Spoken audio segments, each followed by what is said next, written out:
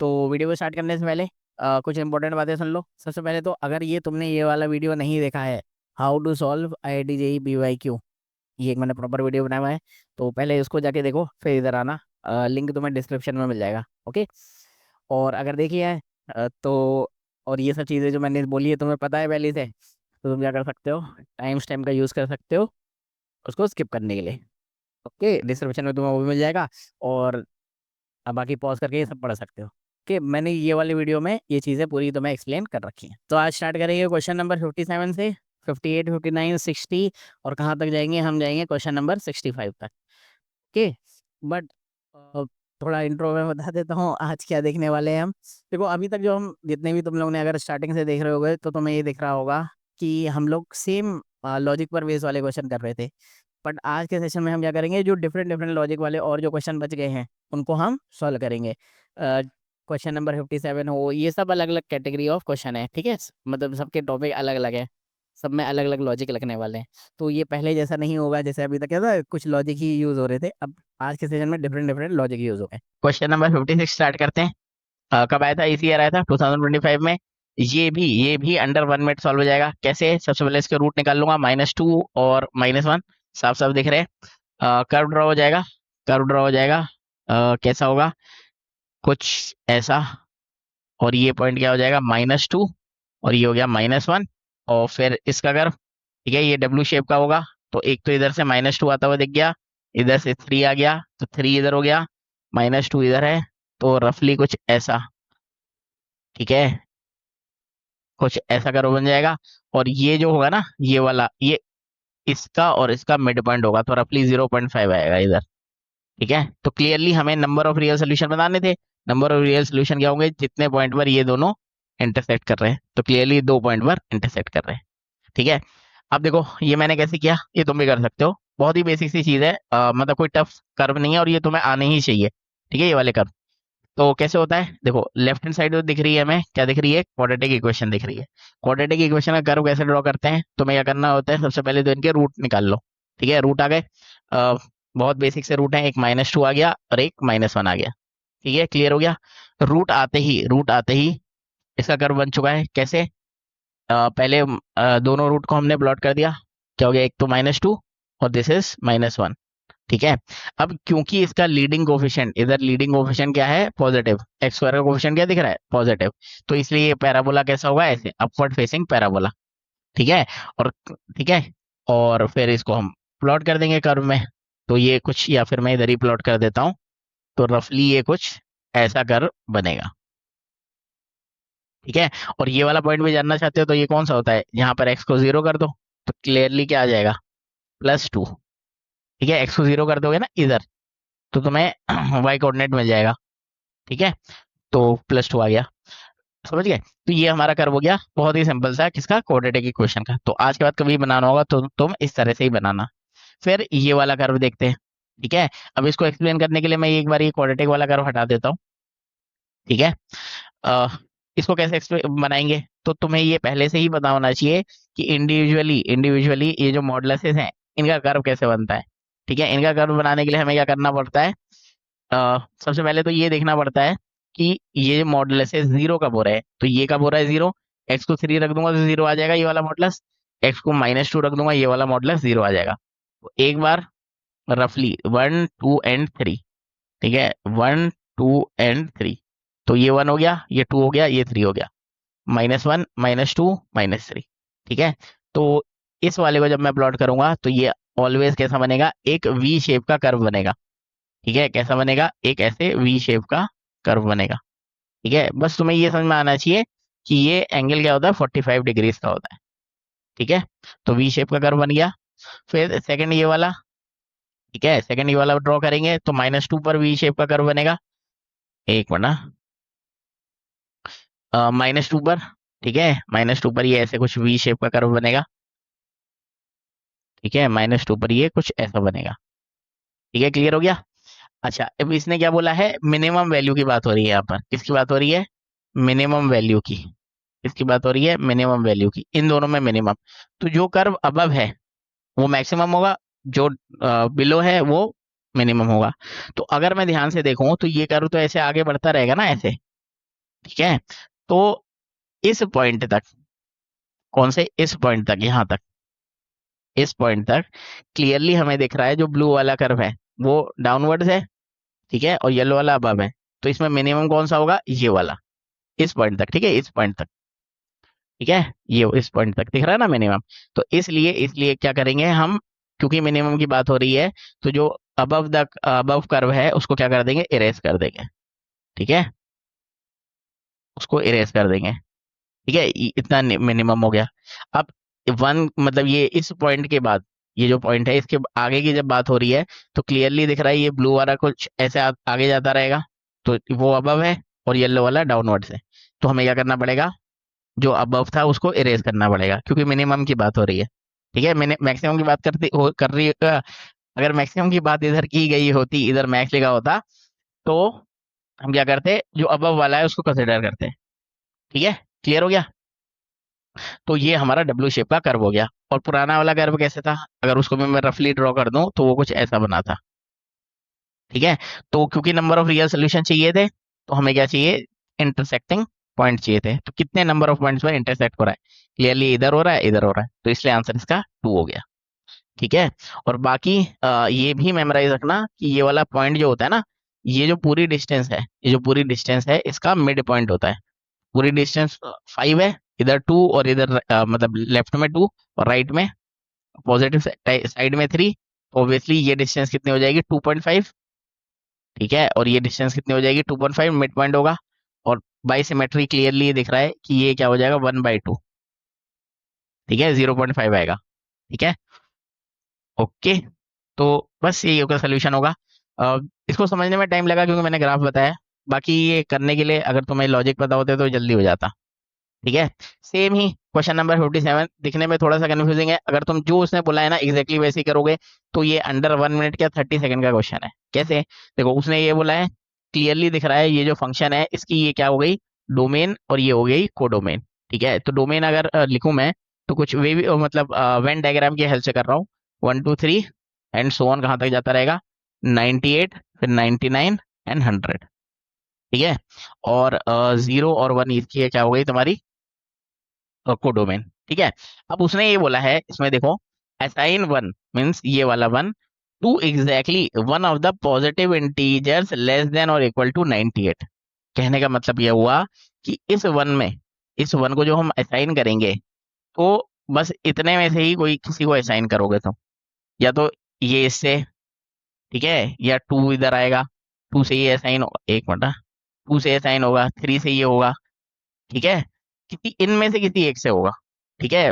कहने का मतलब ये हुआ, वन को तुम जीरो से नहीं कर सकते, ये 1 2 इन सबको ऐसे जीरो से नहीं कर सकते, तुम्हें सिर्फ और सिर्फ किससे करना पड़ेगा, इस वन से, 1 से लेकर 98 तक, ठीक है। अगर नहीं समझ में आया रिपीट करके 1 2 बार सुन लो, ठीक है, इस लाइन का ये मीनिंग हुआ। तो कहने का मतलब हुआ 198 में से कोई एक सेलेक्ट करना है, तो 98 क्या हो जाएगा, C1, ठीक है।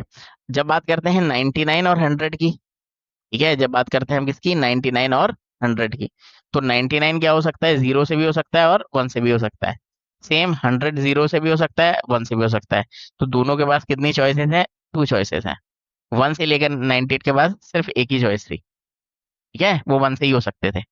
तो ऑब्वियसली ये क्या हो गया, 98 मल्टीप्लाइड बाई 2 मल्टीप्लाइड बाई 2, और कितना हो गया, 392, ठीक है, 392, यही आपका सोल्यूशन भी होगा, ठीक है। तो बेसिकली इसमें लॉजिक ही था, अगर तुम लॉजिक तुम्हें पता होता तो तुम इसको मतलब 30 सेकंड या मैक्सिमम 1 मिनट में तो कर ही लेते, ठीक है। वन सेकेंड, क्वेश्चन नंबर 58 ये कब आया था, 2021 में, सेट पैटर्न वाला क्वेश्चन है, ठीक है, सेट पैटर्न वाला क्वेश्चन। कैसे, देखो इसने बोला है एक पॉलिनोमियल है और डिग्री 3 का, ठीक है, और ये हमें एक कंडीशन उसने दी हुई है। तो अगर मैं इसको पॉलिनोमियल के फॉर्मेट में बनाऊं तो के को मैं क्रॉस मल्टीप्लाई करूंगा, ये कुछ ऐसा बन जाएगा, और 2 राइट में आया तो क्या बन गया, +2। अब उसने ये बोला है कि ये जो पॉलिनोमियल है, ये जो पूरा पॉलिनोमियल है, ये किसके लिए ट्रू हो रहा है, के इज इक्वल टू 2 3 4 5। कहने का मतलब ये हुआ कि ये पूरा का पूरा पॉलिनोमियल, इसके ये सारे के सारे क्या है, जीरोस हैं, ठीक है। ये जो पॉलिनोमियल है के एफ के +2, इसके जीरोस क्या है, ये है, इतना जो लिखा हुआ है इसका ये मीनिंग है।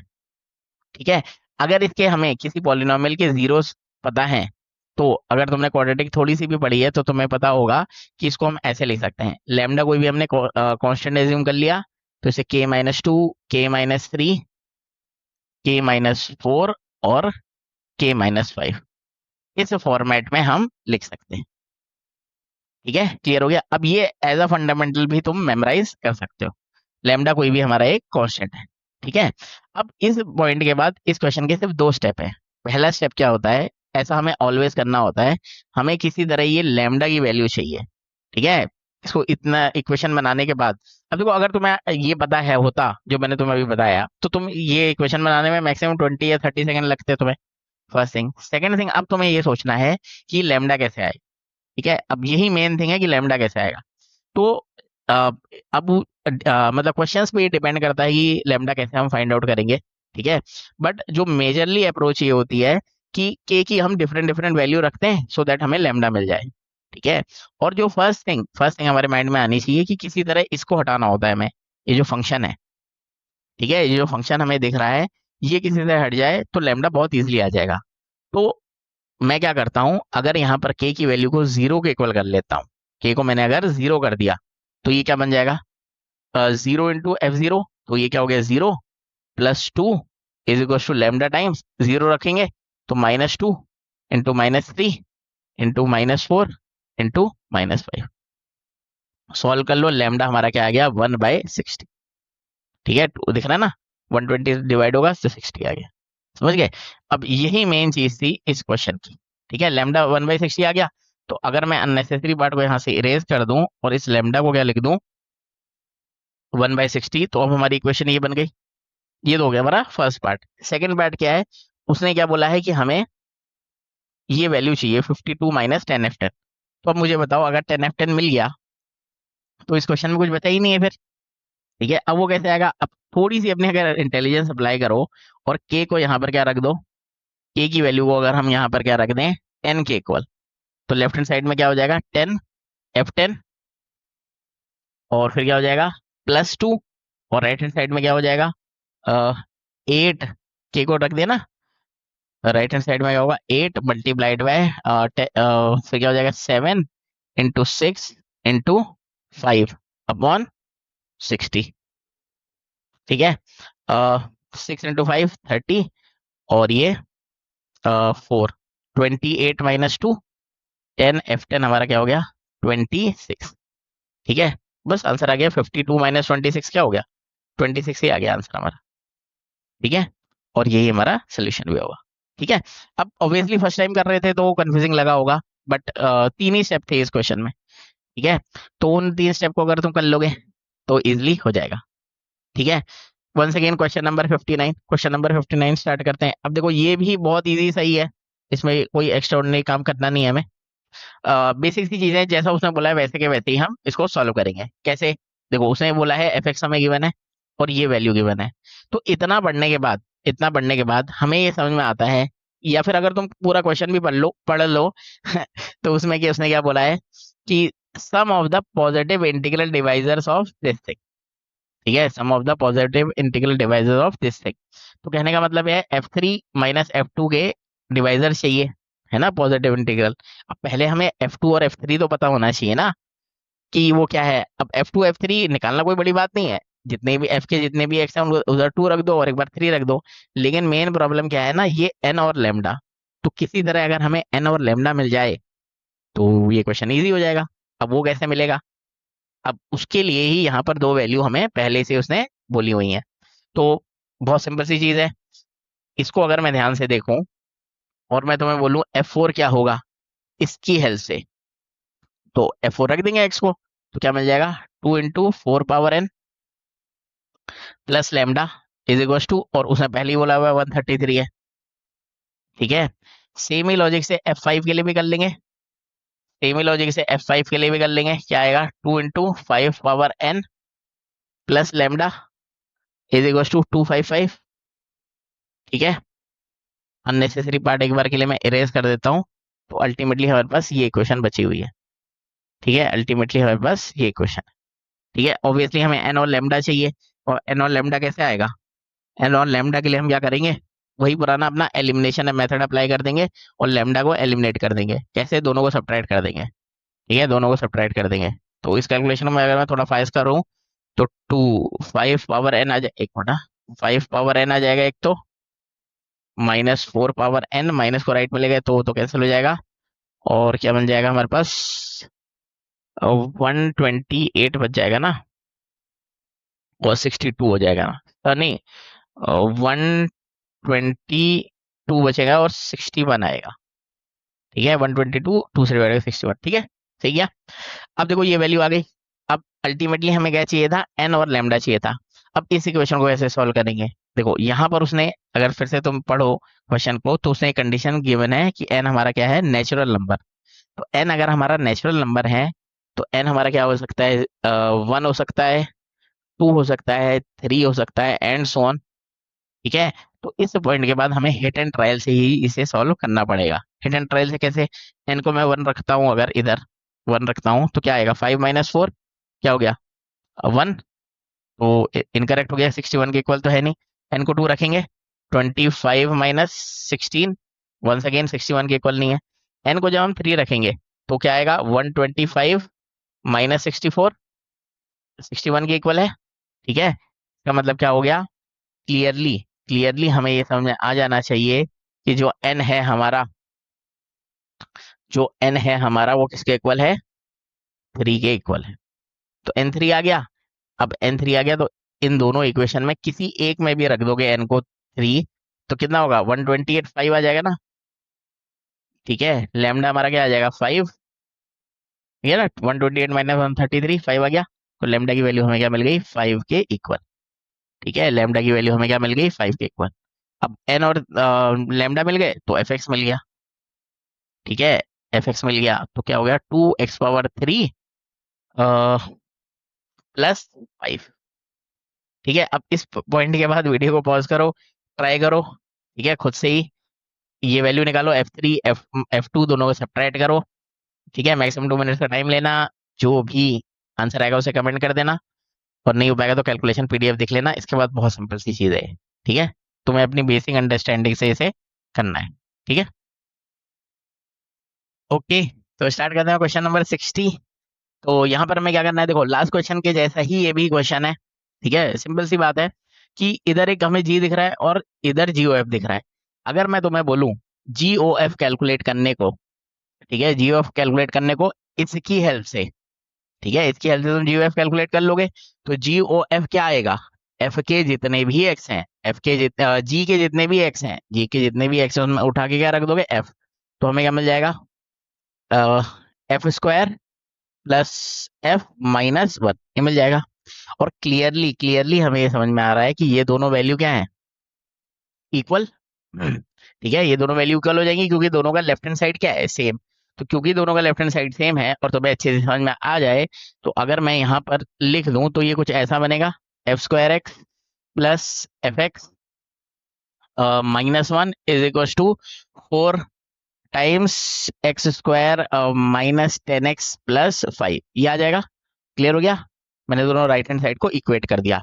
अच्छा, अब इस पॉइंट के बाद जो मैक्सिमम लोग तुम में से मिस्टेक करोगे वो ये है कि f(5/4) कैसे निकाले। क्योंकि इस पॉइंट के बाद तुम लोग यहाँ से f(x) की वैल्यू निकालने का ट्राई करोगे और फाइनली जो f(x) आ जाएगा उसमें 5/4 रखोगे।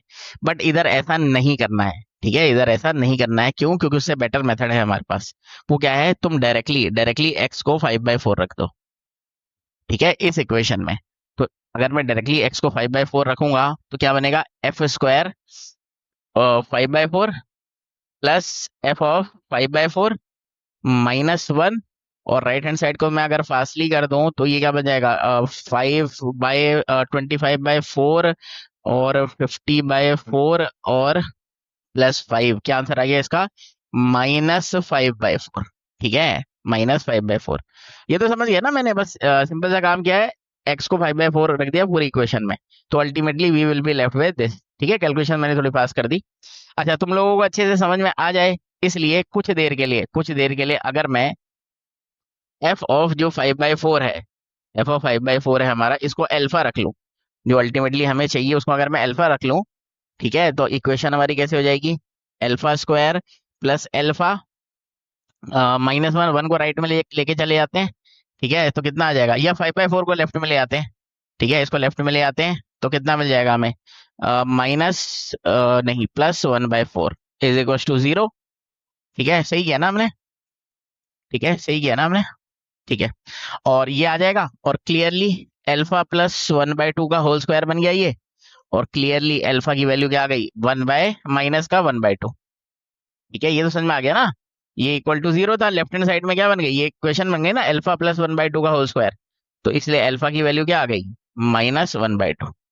ठीक है, ऑप्शन नंबर बी हमारा करेक्ट हो गया। ओके, अगर नहीं समझ में आया रिपीट करके सुन लेना, वैसे इतना कोई टफ तो था नहीं है, सिंपल सा था। ओके, क्वेश्चन नंबर 61 स्टार्ट करते हैं। बहुत ही सिंपल सा क्वेश्चन है, वही लॉजिक है जो इससे पहले हमने अप्लाई किया था। लॉजिक क्या है कि देखो एफ हमें दिख रहा है, सिंपल सी बात है, एफ हमें गिवन है और एफ 1/3 हमें चाहिए, तो हम वही वाला फंडामेंटल अप्लाई करेंगे कि मैं अगर क्या करूं, इस cos 4 थीटा को, इस cos 4 थीटा को मैं अगर 1/3 के इक्वल रख दूं, ठीक है, cos 4 थीटा को मैं अगर 1/3 के इक्वल रख दूं, तो लेफ्ट हैंड साइड मेरी क्या हो जाएगी, लेफ्ट हैंड साइड तो मेरी एफ ऑफ 1/3 हो जाएगी ना, ठीक है, और इसी की वैल्यू चाहिए। बट यहाँ पर प्रॉब्लम क्या है, जो राइट हैंड साइड है ना, उधर सेक स्क्वायर थीटा दिख रहा है, तो किसी तरह मुझे ये जो cos 4 थीटा है इसको सेक स्क्वायर थीटा की फॉर्मेट में कन्वर्ट करना पड़ेगा। अब वो कैसे होगा, वही मेन चीज है इस क्वेश्चन की। ठीक है, तो एक बार के लिए मैं अननेसेसरी पार्ट एरेज कर देता हूँ और इसको हम सॉल्व करते हैं। देखो, अगर तुमने थोड़े भी हाफ एंगल फॉर्मूले की एक क्लास भी कर रखी है ना, तो बहुत इजीली ये हो जाएगा, क्योंकि तुम्हें बस एक फॉर्मूला पता होना चाहिए। वो फॉर्मूला क्या है, cos 4 थीटा। ठीक है, या फिर मैं ऐसे लिखूं, तुम्हें ये तो पता होगा ना, cos 2 थीटा को हम क्या लिख सकते हैं, 2 cos स्क्वायर थीटा -1। क्लियर है, ये फॉर्मूला तो पता ही होगा, नहीं पता तो सुन लो, ये याद रखना आज के बाद। ठीक है, अब मैं क्या करूं, अगर ये जो थीटा है इसको 2 थीटा ना लिख के इसे मैं यहाँ पर क्या लिख देता, 4 थीटा लिखता। ठीक है, इधर मैं क्या लिखता, 4 थीटा, तो ये थीटा भी क्या हो जाएगा, 2 टाइम्स। ठीक है, बेसिक सी चीज है।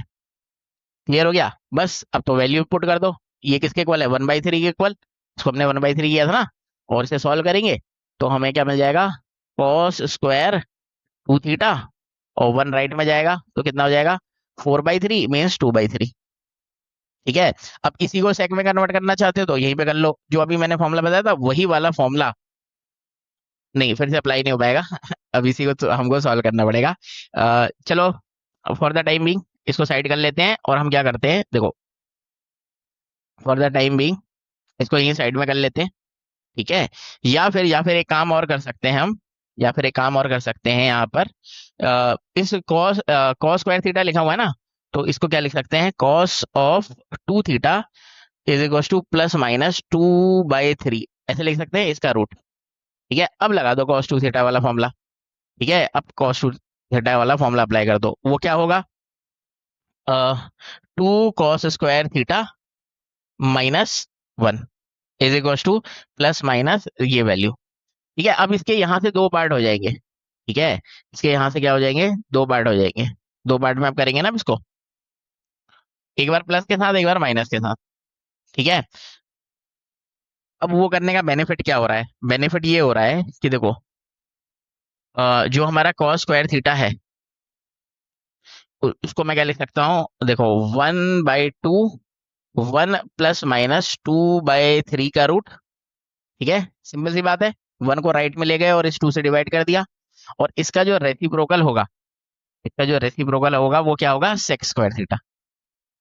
ठीक है, इसका रेसिप्रोकल क्या हो जाएगा, सेक स्क्वायर थीटा। अब यहीं पर वीडियो को पॉज करो, वो जो वैल्यू आई उसको उठा के इधर रख दो, तो तुम्हें तुम्हारा आंसर मिल जाएगा। ठीक है, या फिर अगर तुम्हें ये थोड़ा सा कॉम्प्लेक्स लग रहा है, आई बिलीव इतना तो समझ में आ गया होगा ना, क्योंकि यहाँ तक हमने एक ही फॉर्मूला अप्लाई किया था। ठीक है, तो एक काम और हम कर सकते थे, एक काम और ये कर सकते थे, ये राइट हैंड साइड को सॉल्व कर लेते। ठीक है, राइट हैंड साइड को अगर मैं सॉल्व करूंगा, ठीक है, राइट हैंड साइड को सॉल्व करूंगा, सेक को कॉस बना दिया मैंने, तो क्या बना, 2 cos square theta upon 2 cos square theta -1, ये आ गया, सेक को मैंने कॉस बना दिया, और अब मैंने इसमें हाफ एंगल फॉर्मूले अप्लाई कर दिए। इसको क्या लिख सकते हैं, 2 cos² थीटा को क्या लिख सकते हैं, 1 + cos 2 थीटा। ठीक है, जो मैंने अभी फॉर्मूला लिखा था ना, वही वाला फिर से फॉर्मूला अप्लाई कर दिया। ठीक है, और इसको क्या लिख सकते हैं, cos 2 थीटा। ठीक है, और ये बन जाएगा 1 + 1/cos 2 थीटा। ठीक है, ये क्या बन जाएगा, 1 एक मिनट, एक मिनट, 1 + cos 2 थीटा। ठीक है, अब इस cos 2 थीटा की वैल्यू इधर पुट कर दो। ठीक है, ये रहे तुम्हारे ऑब्जेक्टिव, पॉज करके ट्राई कर सकते हो। ठीक है, ओके। ऑब्वियसली ये वाला थोड़ा कंफ्यूजिंग लगा होगा क्योंकि ट्रिग्नोमेट्रिक फॉर्मूले हम अप्लाई कर रहे थे। तो रेकमेंडेड तो यही है कि रिपीट करके 1-2 बार सुन लो और खुद से ट्राई कर लो। ठीक है, पेन पेपर लेके जब बैठोगे, ये इस टाइप के क्वेश्चन तभी हो पाते हैं ना जब पेन पेपर लेके खुद बैठोगे। ठीक है, 62 नंबर, ये भी बहुत ही सिंपल सा क्वेश्चन है, दिखने में कंफ्यूजिंग है। कंफ्यूजिंग क्या है कि यहाँ पर बस एक ही चीज है समझने वाली, वो ये है कि इन्होंने, तुम्हें पता है कंफ्यूज कैसे किया है, यहाँ पर इन्होंने एक्स लिख दिया। अगर यहाँ पे इन्होंने एन लिखा होता ना, तब तुम्हें कोई प्रॉब्लम नहीं आती। ठीक है, अब वो क्या है देखो, अगर मैं तुमको बोलूं एक्स को यहाँ पर 2 रखने के लिए, ठीक है, इस इक्वेशन में, तो तुम्हें ये समझ में आना चाहिए, सबसे पहले तो F1 उसने 1 दिया हुआ है, तो बार बार F1 नहीं लिखेंगे, 1 लिख देंगे डायरेक्ट। ठीक है, तो तुम्हें ये समझ में आना चाहिए कि जो लेफ्ट हैंड साइड है ना, उसमें ये 2 ही टर्म्स आएंगे। समझ गए, x = 2 है, होगा अगर तो 1 से लेकर 2 तक, एक्स एफ एक्स तक चल रहा है ना, एक्स को हमने 2 रखा, तो ये कहां तक चलेगा, 2f2 तक। ठीक है, और राइट हैंड साइड में तो कोई बड़ी बात है ही नहीं, एक्स को 2 रखना है, 2 × 3 6 f2। ठीक है, f2 मेरा क्या आ जाएगा, 1/4। ठीक है, f2 हमारा क्या आ जाएगा, 1/4। इसको राइट में ले गए। ठीक है, अब ये तो बेसिक कैलकुलेशन थी, समझ गए। अब मैं इस अननेसेसरी पार्ट को यहाँ से इरेज कर देता हूँ।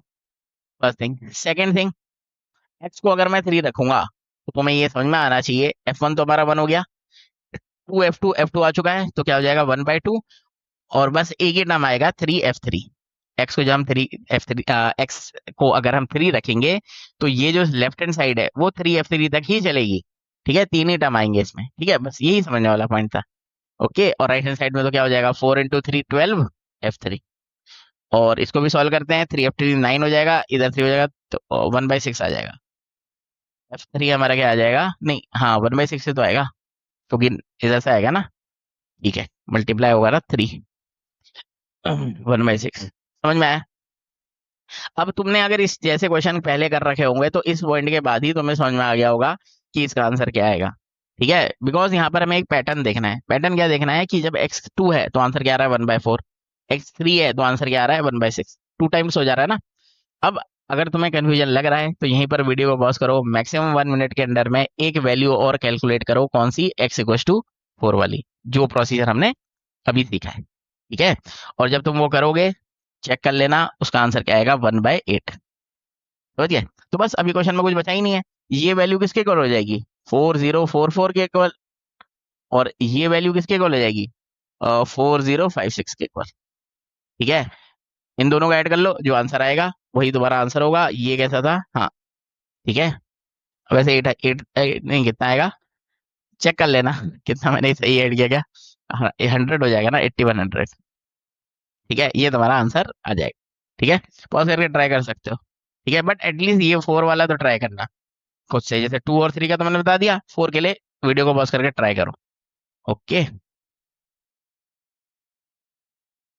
वन सेकेंड, क्वेश्चन नंबर 63 दिखने में कंफ्यूजिंग सा है, वैसे तो बहुत पुराना है, बट तुम्हें ये चीज पहले से ही पता होनी चाहिए कि ये वाला फंक्शन एक ऑड फंक्शन होता है, क्योंकि ये बहुत बार यूज होता है। ठीक है, और अगर तुम्हें नहीं समझ में आया तो एक काम करो, वीडियो को पॉज करो, f(-x) की वैल्यू कैलकुलेट करो। या ये वाला मैं तुम्हें नहीं करा रहा हूँ, क्योंकि आई बिलीव ये थ्योरी में तुम में से बहुत सारे लोगों ने पढ़ा होगा, क्योंकि ये तो हमें आना ही चाहिए, क्योंकि बहुत बार आता है।